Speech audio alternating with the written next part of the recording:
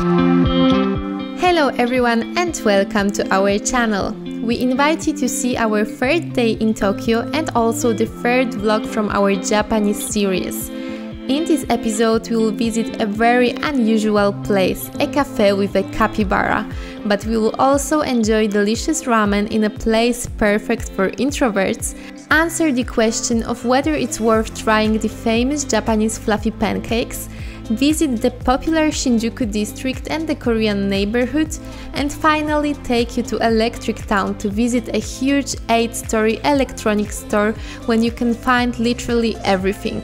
Enjoy watching and don't forget to subscribe to our channel to see the first 2 episodes from Tokyo as well as the upcoming ones.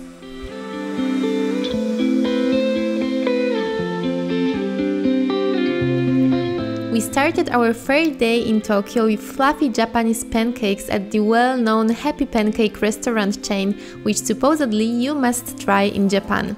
We have to admit they looked amazing, but taste-wise they were average and we were somewhat disappointed.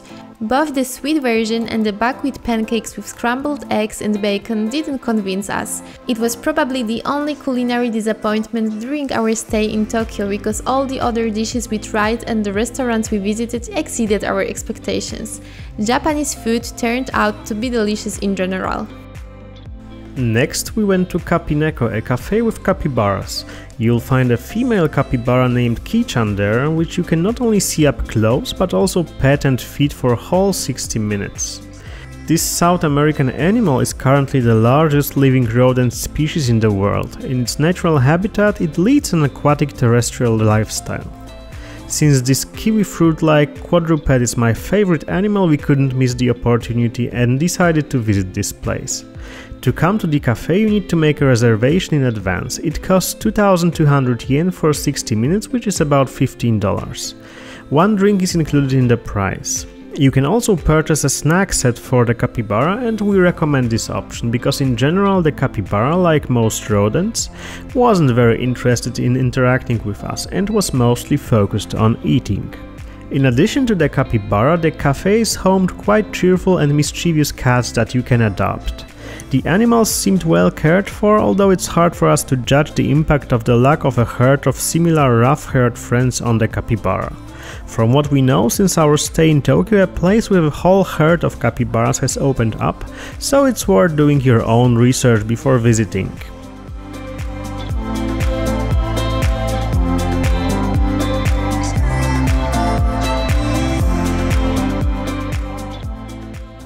After an hour of fun with the capybara, we headed to Shin Okuba, the Korean district. Just after leaving the train, we stumbled upon a temple hidden in a side alley. Tokyo is full of such small charming corners that you can stumble upon by chance.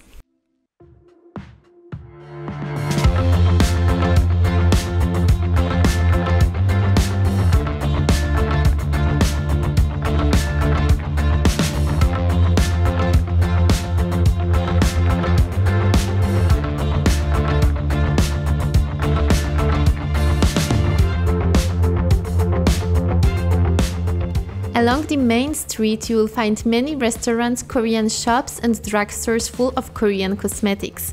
To my husband's dissatisfaction, the ones we visited turned out to be huge.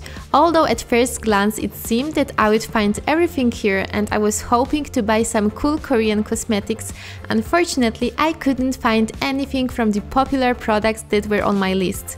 Interestingly, upon returning home, it turned out that all the cosmetics I wanted to buy are available in many European online drugstores and at really low prices, so when it comes to Japan, in my opinion, it's not worth buying Korean cosmetics there.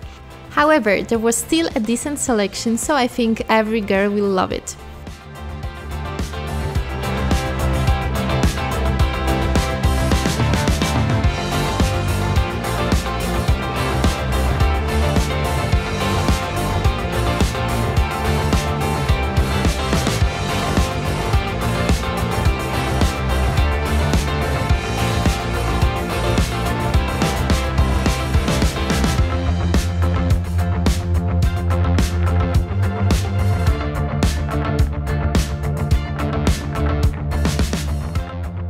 When you get tired of cosmetics, it's worth taking a walk from here towards the Shinjuku District.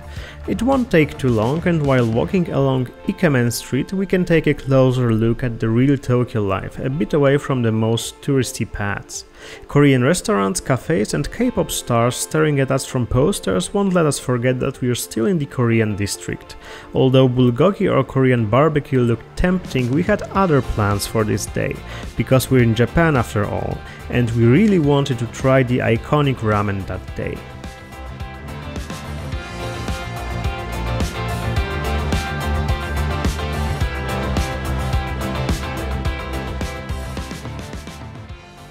It was ramen at the popular Ichan restaurant, and we called it introvert ramen as the whole experience was somewhat unusual. First, you order ramen from a machine and wait for a table to free up. In the meantime, we were given a form to fill out where we could choose our preferences and add extras for our soup. The seats were separated from each other, so even if we come here as a couple, it's hard to talk to each other. On the other hand, the ramen was served through little windows and there was practically no contact with staff. You could communicate with them through special signs without saying a word.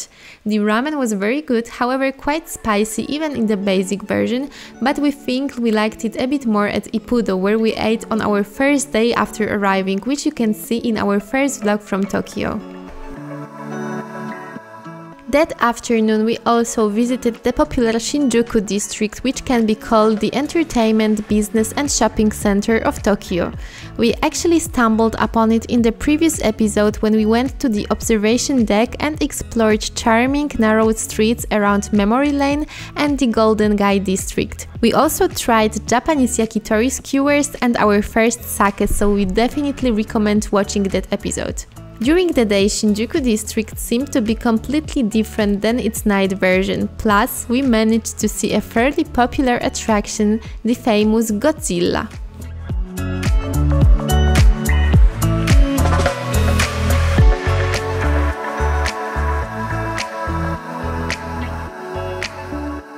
In the evening we visited the Akihabara District, also known as Electric Town. When we look at the amount of neon lights and the building illumination, we easily understand where this name comes from. There is a very specific atmosphere here. It is the center of pop culture associated with manga and anime, and it's here where you'll find the largest electronics stores.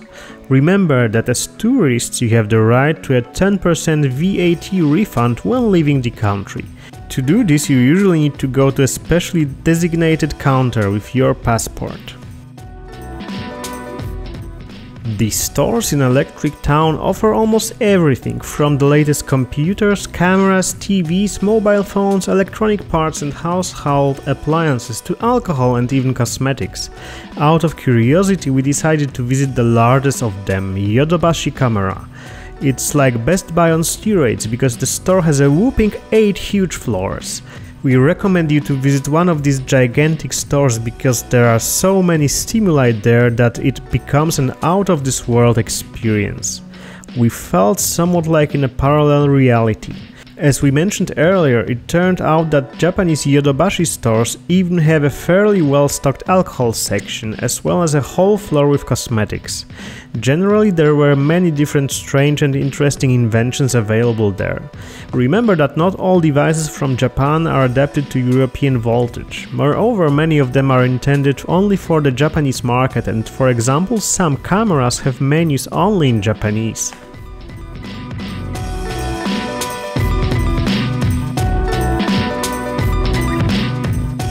An integral part of this district are multi-story video game centers, places specializing in manga and anime, but also the so-called maid cafes where girls dressed as maids serve customers.